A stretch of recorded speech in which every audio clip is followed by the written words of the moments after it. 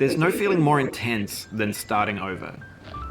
If you deleted your homework the day before it was due, as I have, or if you left your wallet at home and you have to go back after spending an hour in the commute.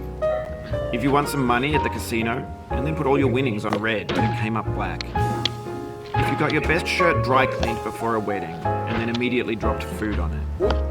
If you won an argument with a friend and then later discovered that they just returned to their original view. Starting over is harder than starting up. If you're not ready for that, like if you've already had a bad day, then what you're about to go through might be too much. Feel free to go away and come back. I'll be here. Alright, thanks for coming with me on this trip. I'll understand if you have to take a break at any point. Just find a safe place to stop and quit the game. Don't worry, I'll save your progress, always, even your mistakes. This game is a homage to a free game that came out in 2002, titled Sexy Hiking. The author of that game was Jazor, a mysterious Czech designer who was known at the time as the father of B games. And B games are rough assemblages of found objects. Designers slap them together very quickly and freely, and they're often too rough and unfriendly to gain much of a following. They're built more for the joy of building them than as polished products. In a certain way, Sexy Hiking is the perfect embodiment of a B game. It's built almost entirely out of found and recycled parts, and it's one of the most unusual and unfriendly games of its time. In it, your task is simply to drag yourself up a mountain with a hammer.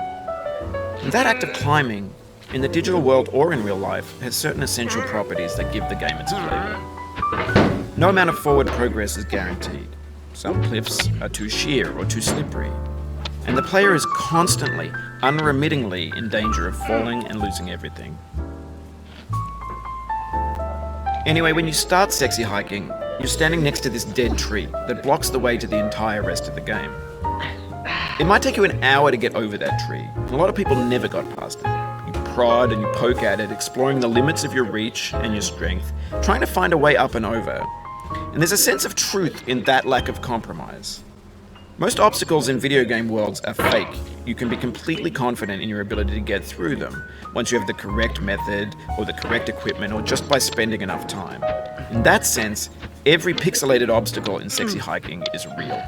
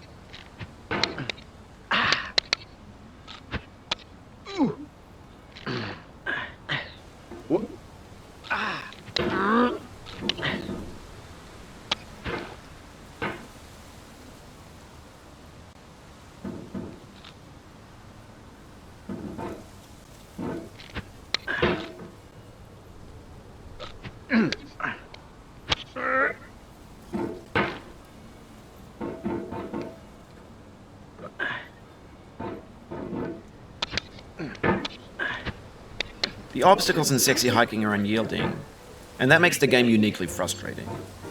But I'm not sure Jazuo intended to make a frustrating game.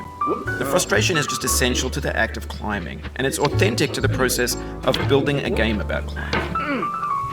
A funny thing happened to me as I was building this mountain. I'd have an idea for a new obstacle, and I'd build it, test it, and it would usually turn out to be unreasonably hard. But I couldn't bring myself to make it easier. It already felt like my inability to get past the new obstacle was my fault as a player rather than as a builder. Imaginary mountains build themselves from our efforts to climb them, and it's our repeated attempts to reach the summit that turns those mountains into something real.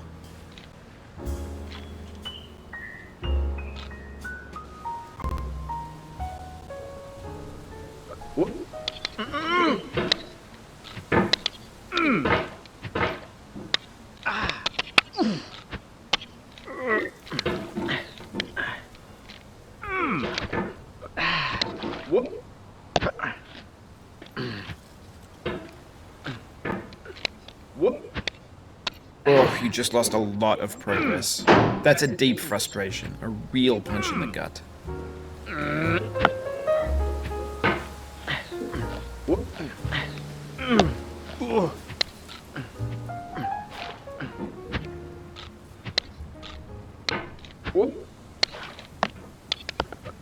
Oof, sorry about that.